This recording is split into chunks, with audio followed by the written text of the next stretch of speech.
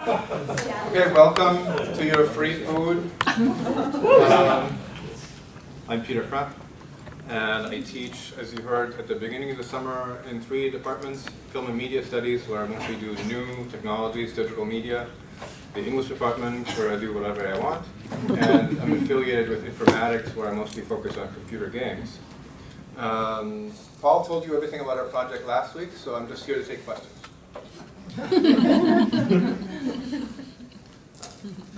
Nobody wants to interrupt chewing, so I'll go on until you're done chewing. This project is taking on way too much. I'll say that right up front.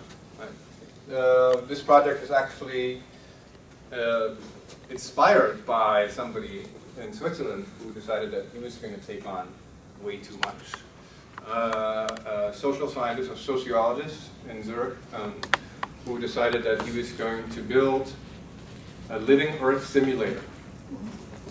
You know, something that you know from science fiction since the 1970s, right? Douglas Adams, for instance, has the whole Earth be a simulation that's run by mice, and we are just part of the experiment. Dirk Helbing very seriously proposed that the European Union provide him with 1 billion euros in research funding, which to my knowledge is the largest ever grant written.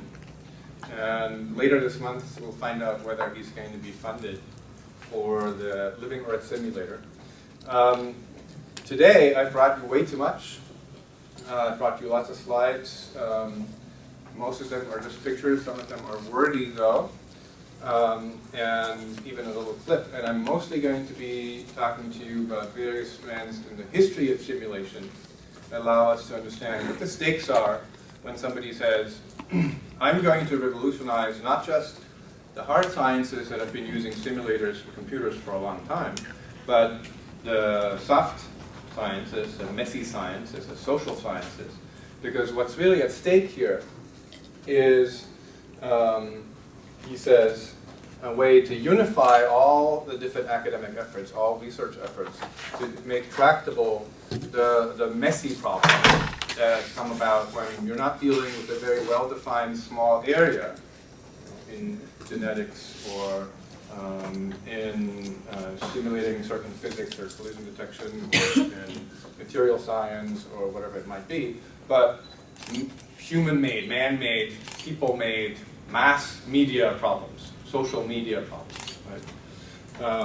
And a lot of people worry that the main problems that we do face are all caused by humans.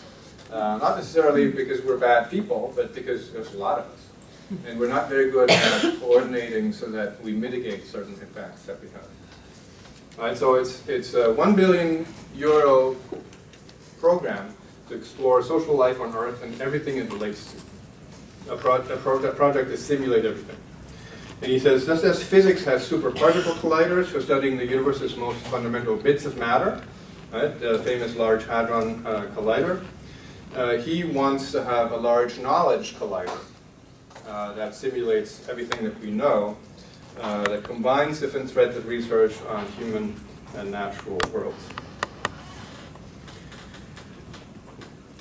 So, in about 5 stories, I'm going to tell you something about the history of simulation from early mechanical models, like the kind of bucking bronco thing that you can find in the bar still, that used to be used to train people to fly planes, all the way to online, massively multiplayer games that simulate behavior, and a couple of steps in between. So if you look at the description of the project, it points into about 2 major strands in computer history and simulation. One of them is an increasingly powerful and profitable entertainment use of simulations that we know as games, that we know as training simulators. And there's also new vistas in other disciplines, right? As you know from some of the other projects here that use the word simulation, or as you know if you look at what's happening in education, what's happening in online training, etc. So a little bit of a media history of simulation that goes back, we have several hours here today, right? Let's go back several centuries. Wargaming, then about a century of flight simulators. I have to apologize to Catherine that I couldn't take her when Paul and I and another student of mine went to a flight simulator nearby in Anaheim. Radar screens, immersive graphic user interfaces, etc. So I'm not actually today presenting you any results or pretending that we're going to have results in 5 weeks. I'm really hoping to raise some questions. And my methods are again different. You've heard about qualitative research and survey design from some other participants here. This is mostly a historical project in information science. Different method, different way of making a question tractable. You could break it down generally in 6 steps. It's recognizing that there is a historical question or a need for historical knowledge. Then gather as much relevant information about the topic as possible to formulate a more specific question that can lead you to a hypothesis that tentatively explains relationships between historical factors. Right? For instance, what do we learn from the long tradition of wargaming that is being used in Pentagon planning, in think tanks, at RAND, etc.? What do we learn from mechanical simulators and computers, in computer history? How do these come together in somebody having the audacity to ask for 1 billion euros from a federal agency, right? So then you try to be more rigorous and collect and organize your evidence. You try to verify the authenticity and veracity of information, of arguments, of their sources. You select, organize, and analyze those. And eventually you try to draw conclusions and then report the conclusions in a meaningful narrative. Right? So a meaningful narrative doesn't mean 1001 nights you tell a story so that you don't have to die. But a little bit, it's like that. You know, you have a planetary problem. You have a planet-sized problem. And the solution to that, according to Dirk Fendring, is we're going to build a planet-sized simulation. So we can test. What if? What if? What if? Now, of course, when I say audacity, you already can hear that I'm a little skeptical about the claims of that project. I'm a little skeptical about claims for the paradigm shift. I'm going to roll up the history of simulation a little bit to introduce equation-based modeling, which is computational, about 70 years old, introduce agent-based modeling, which is a little bit less recent, less old, and then most recently, Helbing says, we're going to totalize that. The totalization is a little bit questionable because, as you can see very quickly in the history of simulation, it's very useful to simulate behavior of a closed system. Right? You know what the controls of an airplane are going to do, at least as long as you pretend that the airplane is going to be in this controllable flight envelope, and you don't have to worry with the flight trainer about all sorts of other things like weather conditions or what an enemy might do to interrupt the flight envelope of your plane. Right? First, you want to get the pilot to be able to take the plane up for real without risking the plane, which is very expensive, or risking the pilot, which is also kind of expensive.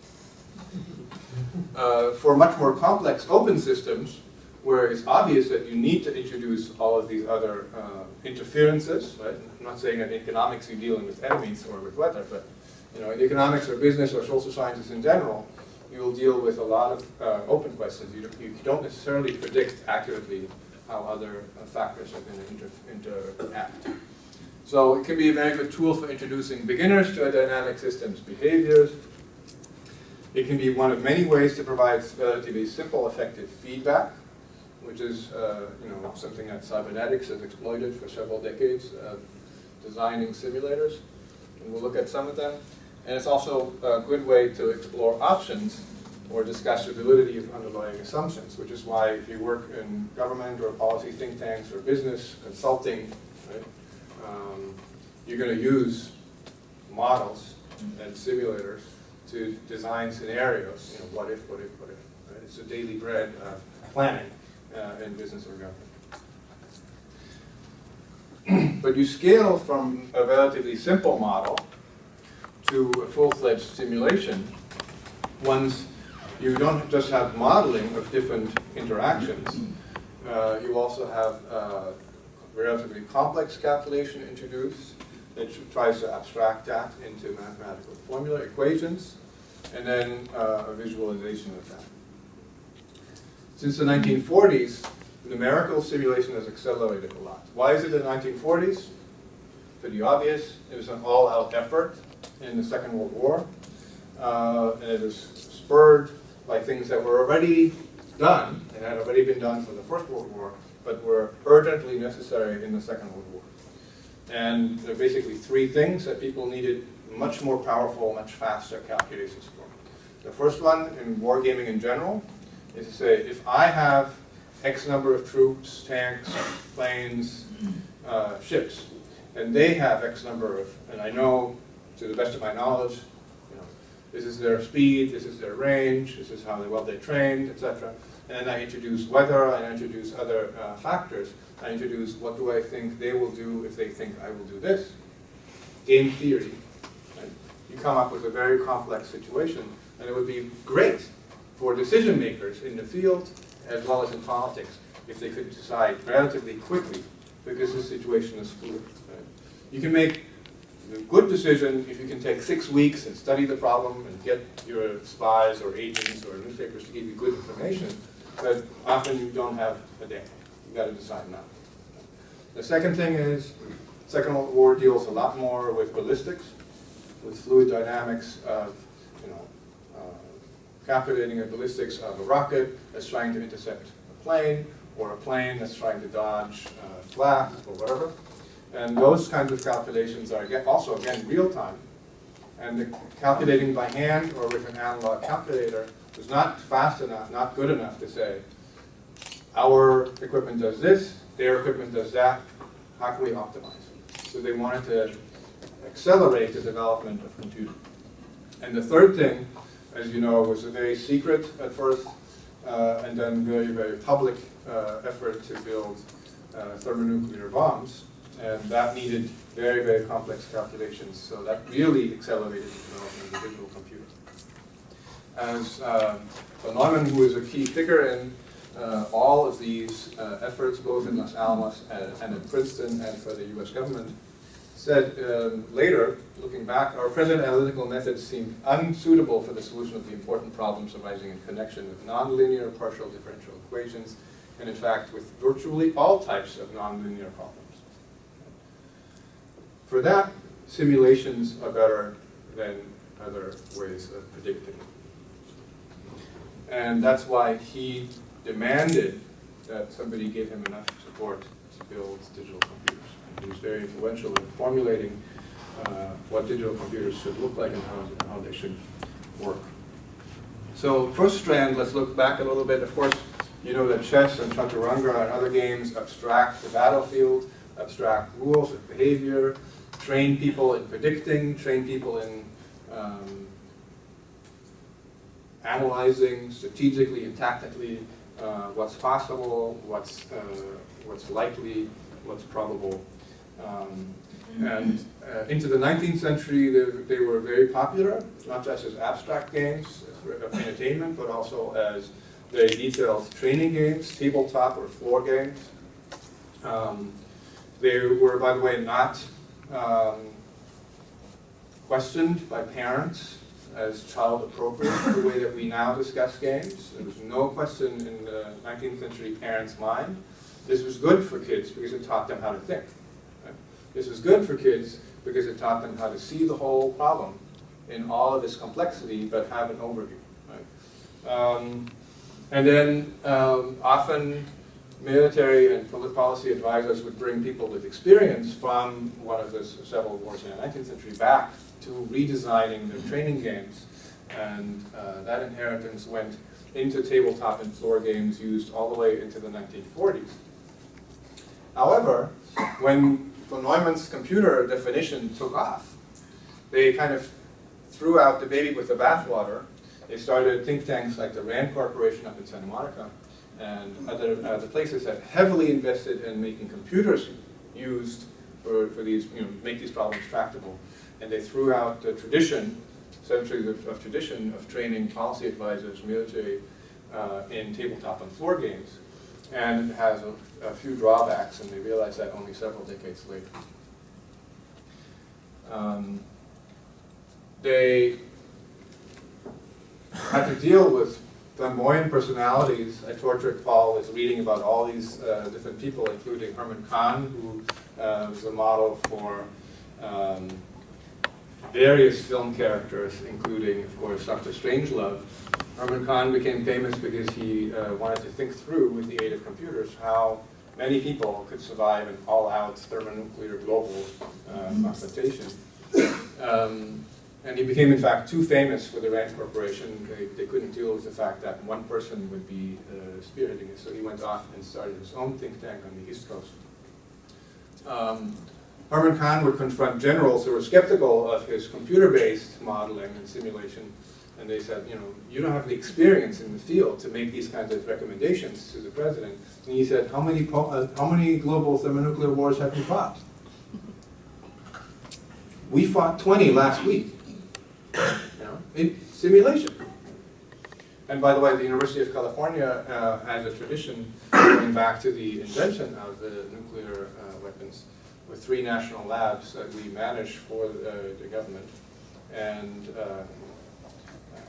very clearly, a lot of the results that we now have in computer modeling, for instance, of weather, of global weather conditions, and of testing whether ideas about global warming are true or not, are accurate or not, are learned, are developed in the 3 national labs because they had the expertise to model very complex dynamics, including weather conditions for a large-scale explosion. And then also got data from what a large-scale explosion of a nuclear device in Nevada or in the bikinis would do to the environment. So it was reintroduced, this tradition of wargaming into the military, and then of course also commercialized. Here's a 19th century game.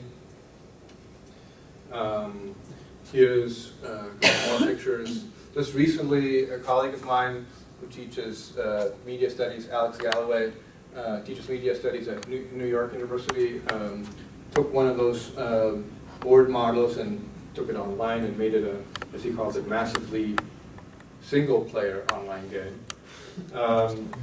You know, in that long tradition of strategic games. Here you see planners at Rand in the late 50s. In the center is Daniel Ellsberg, who eventually became very notorious for leaking the Pentagon Papers to the New York Times. On the right, from the 60s, a comic strip that also made well known that the military and the government were using tabletop games to plan hypothetical wars, to anticipate, you know, the what if, what if, what if. The second strand that goes into the story is a very kind of pedestrian training model of the simulator. You see some very simple mechanical ones here. It's obviously risky and expensive to put somebody who doesn't know how to fly into a real plane and have them try to learn by doing. Funny story that I tell my film students is that Charlie Chaplin's brother didn't really know what to do with himself, didn't have a way of making a living, but wanted to live off the fame of his actor, director brother. And so he would take all of these wealthy Hollywood types out for flight lessons in the teens and 20s, where he basically sat in the pilot's seat and had them as passengers and he scared the living shit out of them. It took a lot of money. And people realized that's not a way to learn. You have to get your hands on the apparatus. So they built various devices that would give you feedback about, you know, if you do this, that's what's going to happen. If you do that, this is what's going to happen. And of course, we still train pilots that way in relatively complex, but still abstract and stripped down situations. And even pilots who've been on the job for decades will still contractually be required to go back. And commercial airlines, for instance, always negotiate that. Recently, when United merged with Continental, the two airlines had different conditions for how much training you have to do on the simulator in order to remain licensed to fly a commercial plane. This has a direct relevance for computer simulation and computer modeling. because it was in fact in 44 at MIT that Jay Forrester took the awkwardly named Airplane Stability and Control Analyzer, and he renamed it Whirlwind, much cooler. And it went digital a year later, and it became very, very influential as an early digital computer. It was built out to form an early warning system in 1948. And then it was bicoastal, where they actually had visualization of incoming radar signals, for instance, from Cape Cod, as you see on the next picture. You schedule input and output. You have regular polling, and you don't have somebody sitting there 24/7 watching the coast. Are the English coming? Are the English coming? The Canadian barbarians invading? But you have a computer do that, because the computers don't get bored, right? And they poll, and they poll, and they only alert you when they need human in the loop to make a decision about whether or not this is friend or foe, about whether or not this is close enough, about whether or not this is a missile or plane, or whatever. So you have different radar horizons that are overlapping, and you can automate this and distribute it and poll in a large-scale computing installation. This is actually something, probably the power of this whole room would fit into your cell phone these days, but this is something of a famous picture of the Whirlwind because of its early and still round radar display that the controller sits at. And this leads to be built out to the SAGE, semi-automatic round environment, that basically teaches us how to make computers display information and how to have the display be addressable. Right? The display that you now take for granted, a screen that has pixels that you can address. It's important for playing computer games, it's important for working on computers, it's important for the tasks that the intercept technician had. With the Cold War, with World War II over, and now us turning our attentions to the Russians, we needed various ways to, one, literally protect our skies, and two, to give the people of the U.S. Sort of a feeling of security, and that's where SAGE came in. SAGE is the largest computer ever made, and this is only one portion, and all of this is another portion, and we have less than 10% of one SAGE machine. First wide-scale use of modems was on this machine. And how it worked was you'd actually see a blip on the screen that was moving, and you would access that blip with a light gun by actually clicking on it. And if there was any information in air traffic control, it would show up in one area. But if not, the intercept technician would have to have it shot down. And the intercept technician would sit there, pointing at their screen, not unlike video gamers in the 70s with their consoles or TV attached things that later became known as Pong. But it was actually, again, a little bit of Los Alamos history that went into using that round screen for gaming. Willie Higginbotham had worked on the Eagle radar display. He became a little bit of a pacifist. He stopped working on nuclear research, but he was still employed at Brookhaven National Lab. And one day, the people who control the purse strings were going to come visit, namely a congressional delegation. Congresspeople, elected politicians, don't always understand nuclear science. They don't know what actinides are. They don't know what destructive or other testing could mean. They just want to know what they're getting for the money that they've been directing to Brookhaven and other national labs. So he decided on this 5-inch oscilloscope, he's going to build them tennis for two. A couple buttons, and you can play a pixel over. You have collision detection, you have sound. In other words, since 1958, we have the logic in place that we need for computer games. This is, by the way, the display that you use. It's only part of a very large room-filling computer, of course. And then a few years later at MIT, for another visitor's day, students had gotten their hands on these machines, including Whirlwind, that I already mentioned, and other machines at Lincoln Lab near MIT. And they put a bouncing ball to display the speed and graphic capability of the machine on screen. Another computer they turned into a music-making machine. They looped control tones to play with redundancies, and they even used an IBM machine as a light organ. So in other words, you have displays, addressable, sound, and you turn it into the entertainment logic that we now know as Pong. All the way into the 60s, the logic of ping and Pong still differs, right? Ping learned from sonar and radar, just testing, are you there, are you there, can you hear me now, can you hear me now, can you respond? Is there something? Defines computer game as a game of computer against computer, or machine against machine. Whereas a lot of hackers and students since the 60s and on have decided in favor for human-computer interaction, in favor of Pong. They built Space War and other games on that basis. So of course, in computer gaming, we have a lot of what we call simulators. They're not defined as games in the same way that you don't have to have competition, you don't have to have an end state, you don't have to have the same kind of rules that you would expect from computer games. But maybe you simulate politics, right? You simulate a world assembly, global control, or you simulate the railway in Riverside, or you simulate flight control. You know the Sims games, right? Has become an entertainment product as well as something that helps in academia. The third strand from the 40s that I already mentioned was fluid dynamics, nonlinear equations.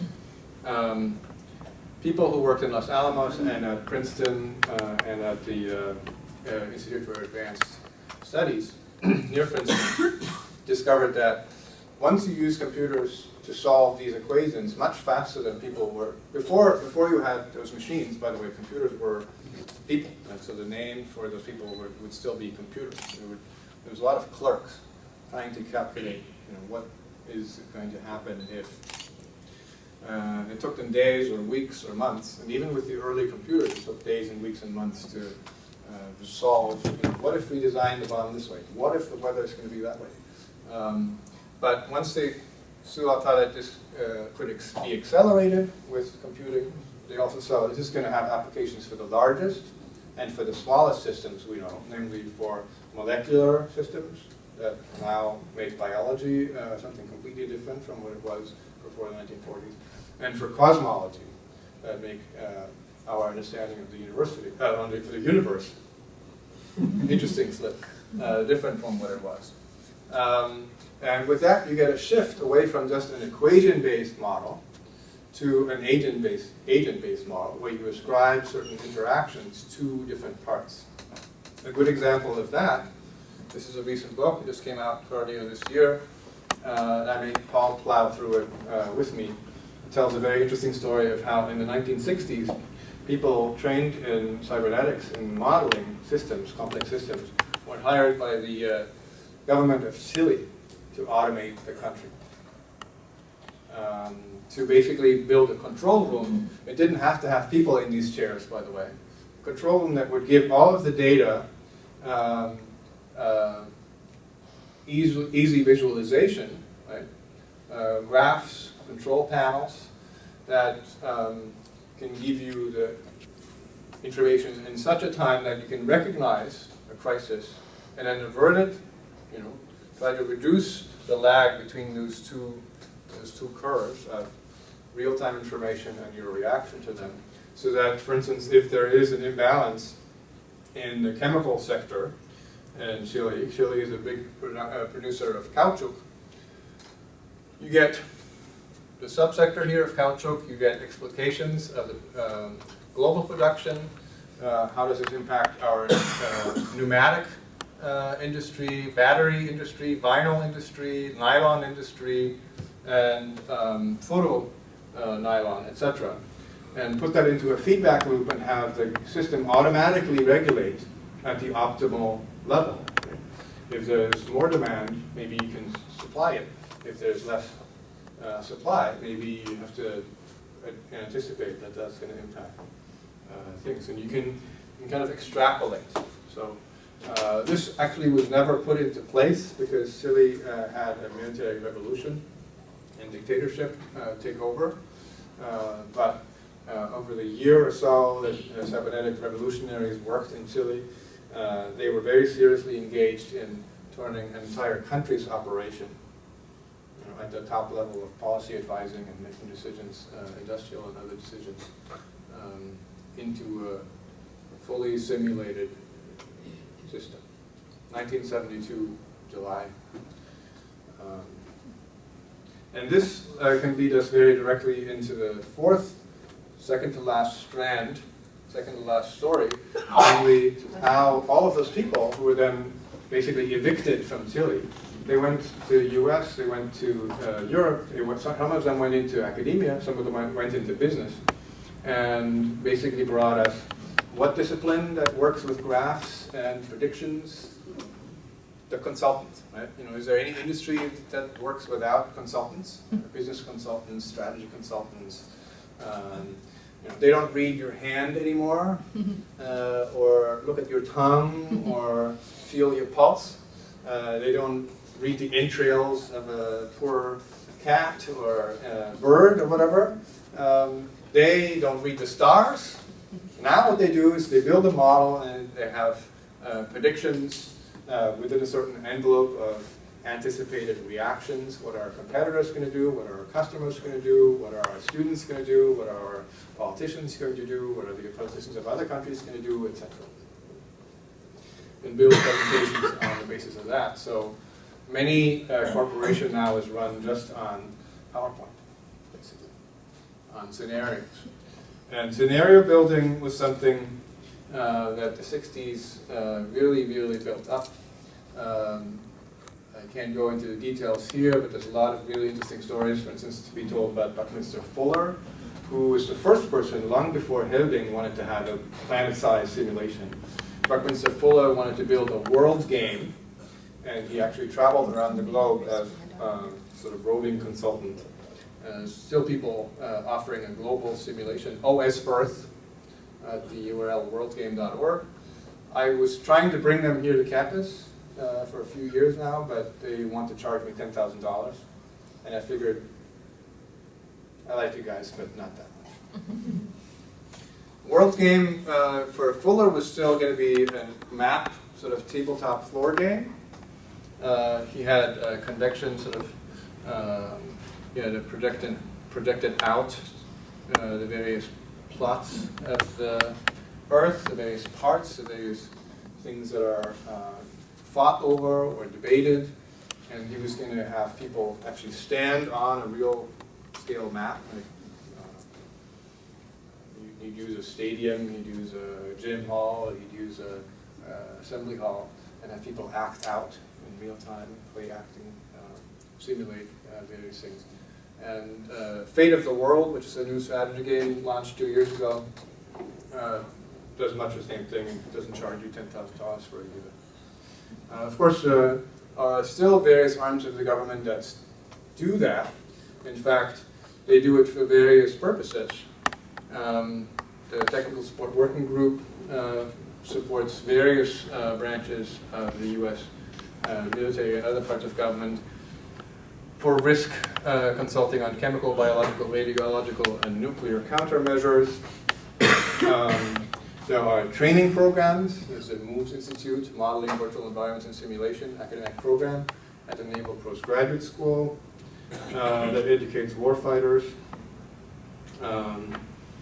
Air Force, Navy, combined forces, they all have simulation centers. They all use that computer-supported discipline to train people, to inform people, to play war games, strategy, simulations, futurism, anticipating.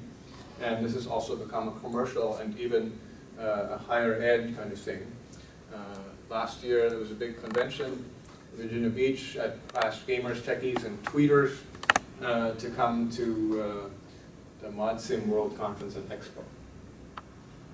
So these are the strands that come together in trying to understand what is this Helbing guy talking about when he says he wants to have an international group of scientists build basically a full-scale simulation of all the critical systems of this Earth, of this planet. And he says, many problems we have today, I quote, including social and economic instabilities, wars, disease spreading, are related to human behavior, but there's apparently a serious lack of understanding regarding how society and the economy work. When a sociologist says that, of course, a lot of people say, are you an epidemiologist? Are you an economist? He's not even a computer scientist, really. You know, what are these coalitions of international scientists that you're going to need? That's why you justify €1 billion in the grant. How many people are you going to need? How much expertise are you going to need to build an accurate sim Earth that's going to actually work? If you're a sci-fi buff, you know that the Foundation series by Asimov already had a character like that, Harry Seldon, who had written the book of rules for how to simulate everything, you know, kind of a prediction scientist, a futurist. And unfortunately, most of the press that Helbing is getting is kind of in the vein of, oh, he wants to be in an Asimov book. But I think he's much more serious than that. What he wants to bring together is identify the grand challenges from a global perspective, and then do a lot of social data mining and social simulation. Right? So it's about the same thing, but much more ambitious as you going to Facebook and saying, you know what, every time one of my friends says, in their status update perhaps, that they're feeling under the weather, I think everybody who's connected to them on the social graph should be alerted. Maybe you don't have to tell them, because maybe that's a privacy issue, but it isn't really if you update your Facebook status saying, I have the flu. You've given the information away. You know, what can Facebook do to prevent the outbreak of, right, whatever it might be? If it's just a flu, still, it could be useful on a campus to avoid the spread of flu. It doesn't have to be Facebook, it could be Google Plus, if you like that. Any takers? Or it could be whatever other way that you are, you know, in touch with people, Twitter, MySpace, or games, or Triple E, for goodness sake. You know, could be anything. And then you would bring these things together in a crisis observatory where, this is too small for you to read, but I'll read it for you. Helbing claims that the computer system once assembled, it's going to take until about 2022, 10 years, could predict infectious disease outbreaks, pinpoint specific ways to combat climate change, and even foresee financial crises. Discuss. How much of a chance do you give them? I don't know, but it doesn't sound reasonable. Okay. Anyone else? I have a question. Okay, how are you supposed to be able to simulate world events? Like, I know this says they're going to get a bunch of computers and do some number crunching, but could I have something more specific on how you go about, you know, predicting maybe a disease outbreak? They say that future ICT, which is what they call it, future information computing technology, knowledge accelerator, is going to integrate the best of all relevant knowledge. Okay, so they're going to collect a bunch of data. Also, are they going to be collecting continuously? Because I don't think that you can collect a whole bunch of data about the world at one given point and have some kind of mathematical model good enough for all this initial data to be enough to predict everything that's going to be happening in the future. I think for this sort of thing, you need to continuously, you know, get data from everywhere. And I don't know if that's included in the initial, you know, €1 billion cost, but I think that's something to keep in mind too. You know, just saying. Another thing too is that as for solving, you know, those equations for fluid mechanics and things like that, they're not really solving them. They're just coming up with numerical results.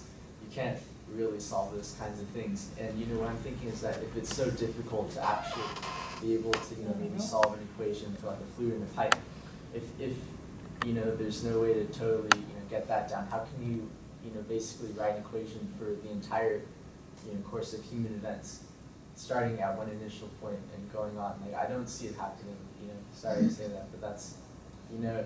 No, I don't disagree with you. That's not really a question, but I can only agree. Let's put it this way. If you could have that, if you could have this for €1 billion, that would be a bargain.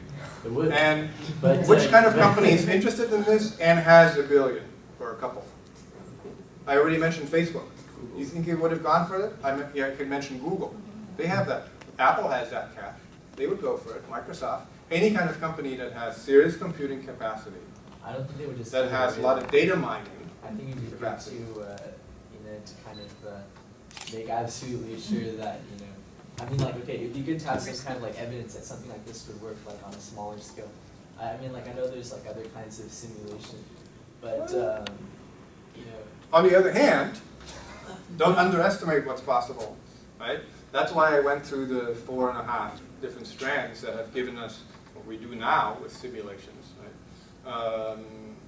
There was science fiction anticipating a nuclear bomb about 3 decades before physicists seriously started working on the problem, right? They had actually read this as kids. This, for instance, H.G. Wells, who you know as sci-fi author, had written a book that includes the idea of a nuclear bomb. And it was a very popular book for people, especially in Britain. They may have read it as kids. It may have registered somewhere in their not yet physicist's brain. And then it was only a couple decades later when they had computers that were powerful enough to make those kind of calculations that they said, you know what, we may make this tractable. Right? And we do have a lot of data mining going on. We do have a lot of computing power that sometimes lies dormant. I mean, for God's sake, I'm using the latest Apple laptop to show you pictures. That's not a very good use of a real computer. Right? It could do some real work while we're talking, right? So that's what the SETI at Home project and other projects have tried to tap into. We have a lot of computers. They run more or less at full power. They use a lot of electricity. They have a lot of processing cycles. We could put them to some kind of collective use. Right? That's the ambition that this project has. In the same way in which in the 40s people put to serious applied math and theoretical physics use. What are we going to do with fission or whatever? So, there are breakthroughs that we kind of relegate and say, that sounds like sci-fi, that sounds like Asimov. In the same way in which in the 40s people said, that sounds like H.G. Wells. Yeah, but they made it happen anyway.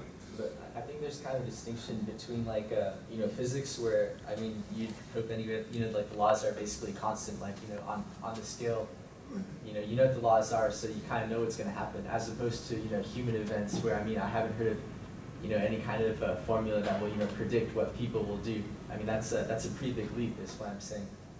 That's a huge point, right? Even if you could leave people out for a moment, right? Take just one of these problems, namely the global warming kind of thing. Even to make a plausible model at that scale,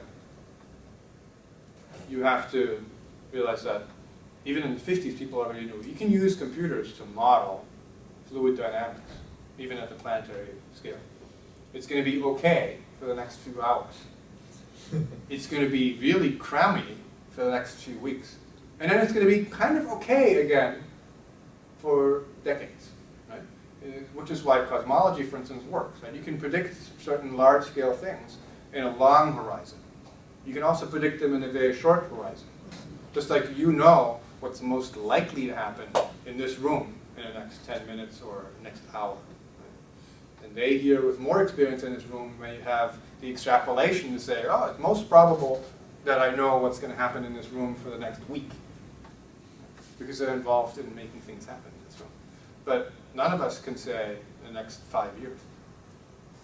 Some of us might say, I'm pretty confident I know what's going to be here in 100 years, namely not this building. Right? You know what I'm saying? So what he's trying to make tractable is use all that computing power, use all the data mining, cast aside the worries about how unpredictable humans are, and say, in the large data, in the mass, people are not that unpredictable.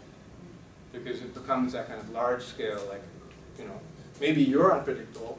I'm certainly more unpredictable, I'd like to think. Right? We all would like to think that we're more unpredictable than all our marketing data betray.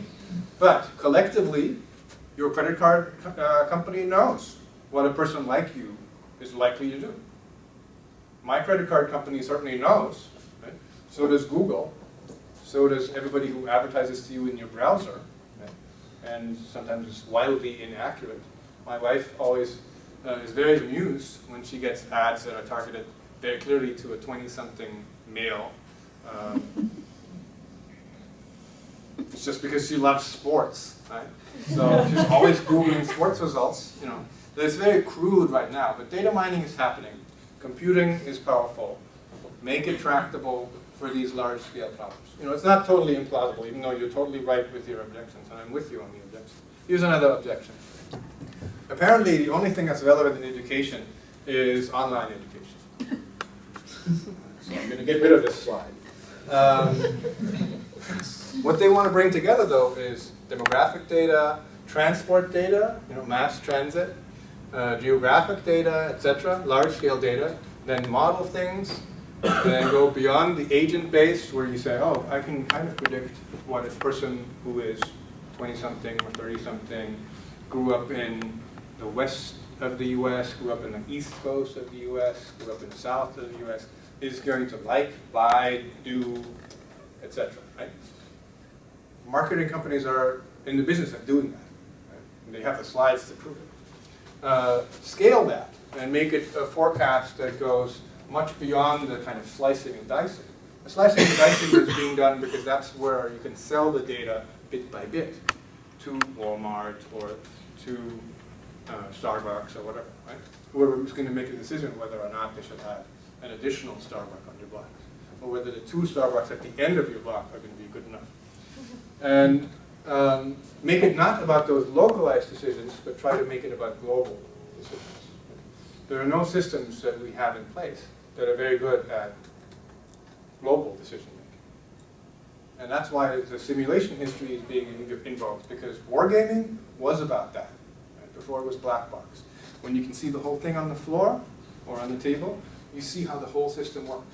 Maybe you omit some things in order to make it fit into your chessboard or on your table. Right? It's an abstraction, but you can see the whole thing. These days, when you play on a computer, then you have all the rules kind of stashed away. It has some downsides, right? So war games give you the strategic vision. They're driven by as much data as you have. They're about command and control, being the one who can make the decision. I'm going to do this. I'm going to have this happen. But they tended to be really slow and abstract. Flight simulators, mostly about safe training, very good at exploiting feedback. Right? They're, of course, about optimizing survivability of using planes or whatever, but it omits variables. Right? It necessarily omits the presence of weather or of other planes, etc. Once you get computerized from here on, with equation-based, agent-based, or what Helbing wants, you can have much more complex calculation with heavy computation in real time, or almost real time, which gives you the idea that maybe this is not just about everything now casting, but it's forecasting. You know, I can predict, you know, this plane is not going to deviate completely from the probability. It's going to do this, therefore, if I shoot there, I'm going to take it down. You can anticipate. But it black boxes certain parameters because it necessarily has to automate a lot of things. Remember the polling of the radar installation, the SAGE, right, the defense mechanism, etc. Once you distribute that and you say, you know, the student says, we don't really know how people behave, let's try to build a little box that behaves as closely to what we observe in our students as possible. Little bot, right, little agent, software agent. Now, what do we do if how many people are in this room? What if 25 of these bots interact? Right? Little agent-based modeling. Right? Many of you may know that from biology or from epidemiology or from other kinds of models. It's very good at predicting certain types of individual behavior, but it doesn't scale. Politics and political science have been using this for a long time. Game theory, software. How accurate has that been for them in predicting elections? They didn't even see that the CyberSim project in Chile wasn't going to survive a year. So the Large Knowledge Collider wants to build a global model, use heavy data mining, in real time, as a lot of computer-based enterprises already do, apply it to large-scale, very messy situations.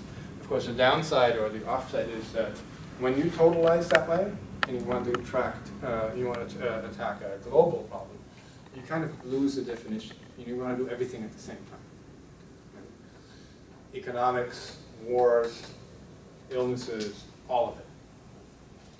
If you don't do that, then you don't really have a full model of the whole planet and its complexity.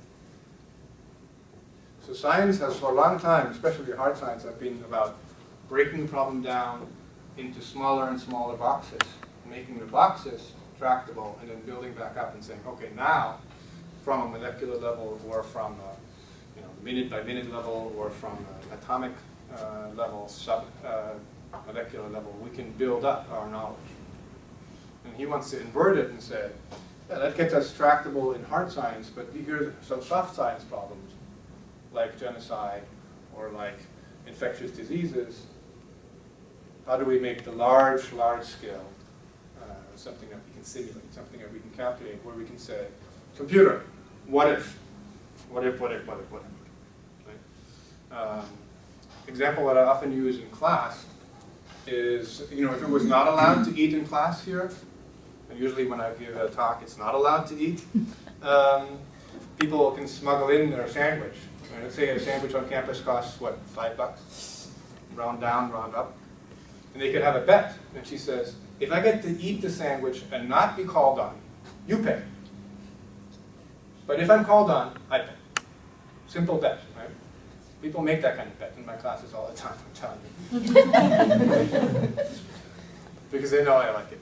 And then, what if you just feel like eating the whole thing? What if it's not good, or you get to call her, she gets nervous, and she's like, ooh, maybe there's other consequences, not just losing the bet, but he could put me on the spot, or give me a bad grade for attendance, or whatever. So you want out of the bet. Classes are 80 minutes, but I'm not going to make it easy on you. You're not 40 minutes in. Maybe you're only 30 minutes in. Or maybe it's not half the sandwich. How does he evaluate the value of the bet now? What's his stake now? You can't just say, oh, it's $2.50. Because neither half a sandwich nor half the class. Right? So already you don't know how to calculate it, not even back on the envelope. A computer very easily could say, here's your risk factor. You have this much time left.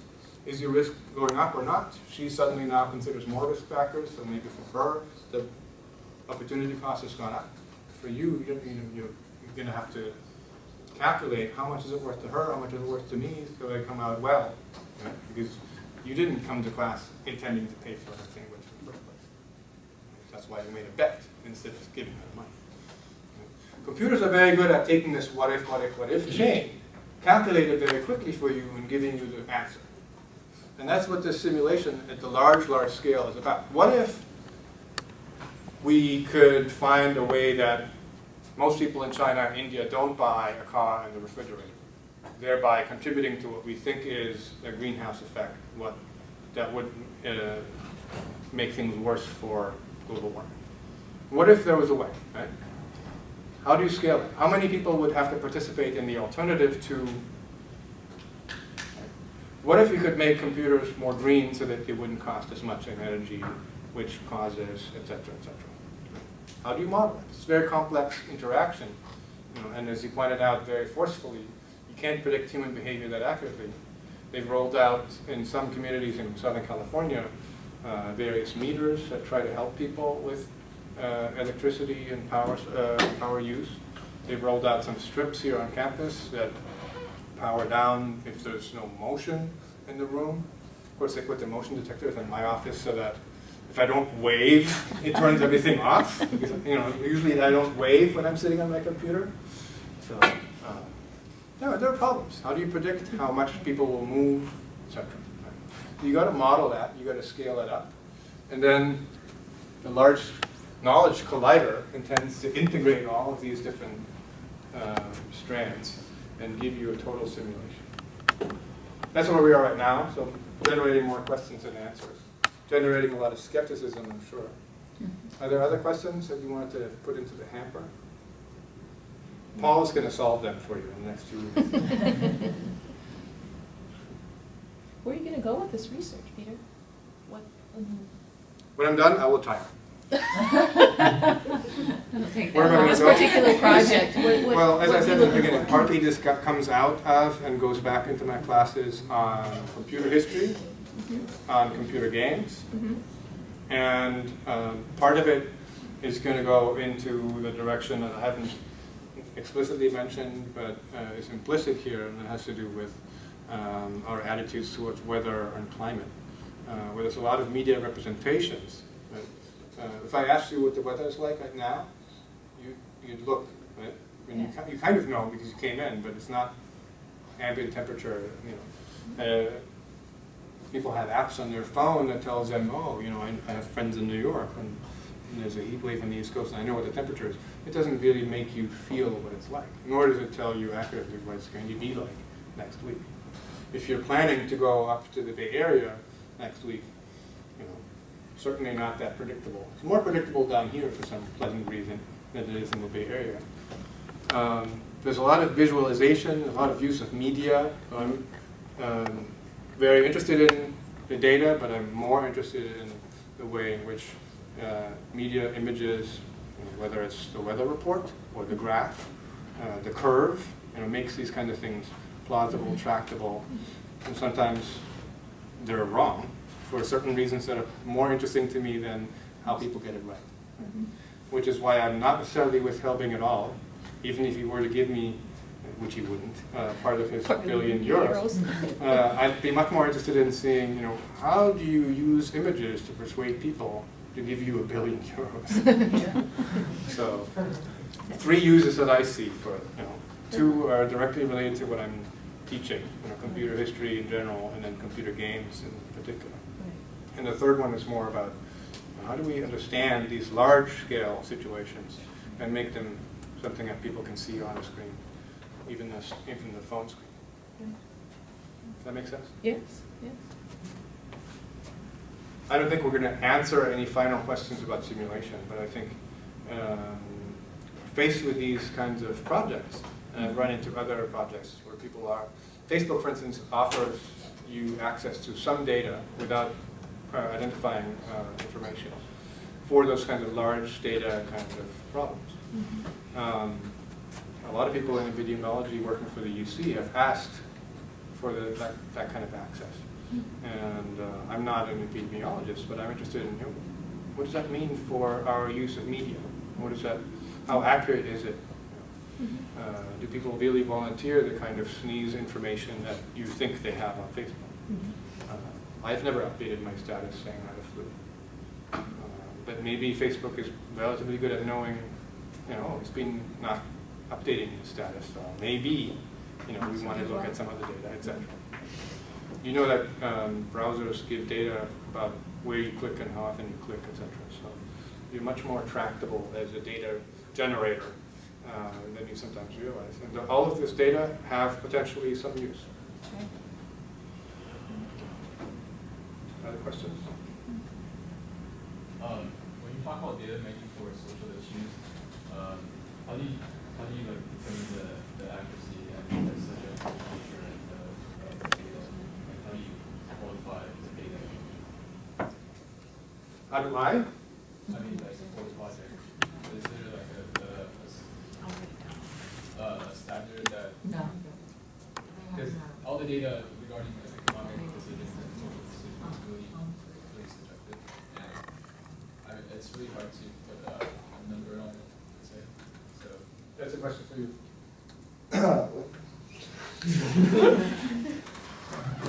To be fair, right? Can you develop on that? So basically you're asking how do people take economic predictions like that and give it a number and say how close was it to get in the actual, how close is the prediction to the actual result? That's the question basically? That's kind of the thing where the people who make the predictions are kind of asking that question too, where it's kind of thing they really don't know how accurate it's going to be until it happens, and that's just kind of the thing that comes to the territory.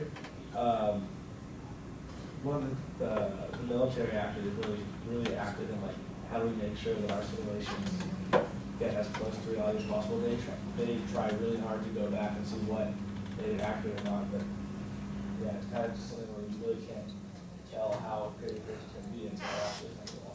That's just kind of like crazy, trying to predict the future. So using the inaccurate data, we're going to get a lot of accurate results. So what's the point of these? Well, there are two approaches. Paul's interested in business as one of his majors, and so I've given him a number of things to read about how people use this simulation and scenario building in business. Famous Shell strategist, Shell for the big oil company, didn't take it your way and said, where do we get the data so that we can understand what's happening? But put it the other way around. And for a long time, people got away with this until now that method is being questioned.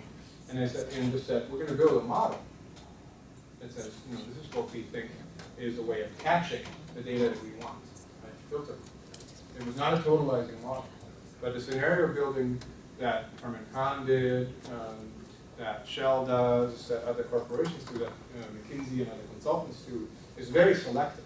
It's very filtered. And it's like the expertise of knowing, you know, is it relevant to that people sneeze, or is it just relevant for my project that they say had to go to the ER, etc. Right? You filter some health data, you filter some business data, you filter some economic data, and you don't take it all. You don't take all the clicks on the screen. You just look for certain events. And Shell was extremely successful, not just running its business on that, but training its future executives with that IQ of Schwartz from when they first hired to when they became top executives. So he became kind of a business legend in that way. Simply by saying, I have a black box. It was more or less proprietary. He's since written a couple of books about it, so we can read after the fact, which is why this is mostly now a historical project, at least for the first half of the summer. And then we can try to extrapolate. It's risky whenever you make kind of predictions to say, how is this going to look next year? I let young people like you guys do that. I'm too old. I'm stuck in the past. But businesses need to extrapolate. They always plan, right? But they can just plan. That's why I say, this is my model. This is my business model. It's called a model. Right? And I simulate the behavior of competitors and clients or customers as best I can. And if I see that my competitors are going to take the customers or my customers are going to do this, maybe I'll have to change the model. So that used to be the, it's not an answer to your question. It's basically, it used to be the attitude, my box is going to do something. And it filters data for me. And I don't have to be the total business. I don't have to be a planetary business. I just have to be a successful business. Until people scaled that to a corporate model, we're now increasingly with a winner-take-all model in particularly computer-driven industries. You have fewer and larger players. Right? You know, in social media, still the landscape is very fluid. You know, Facebook may be big here, even though it's mostly big and making negative headlines, but it's not dominant in China. Right? Twitter may be big here, but it's not dominant in Europe, etc. So there's other players. And in order to do what helping does is you have to work with all of these. They don't even talk to each other very well, but they all have to talk and play nicely with their helping. Or at least 10,000 scientists from different universities would have to do that. And then your question is very good. Why take it off? Why not have some kind of filter?